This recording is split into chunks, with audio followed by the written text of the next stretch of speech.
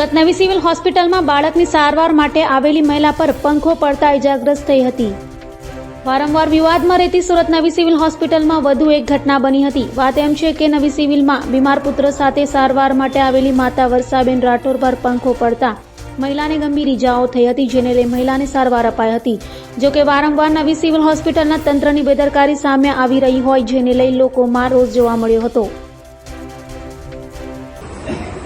મારું નામ વર્ષાબેન રમેશભાઈ રાઠોડ છે ને હું ચલથાણમાં રહું છું, નવા હળપટ્ટીવાસીમાં।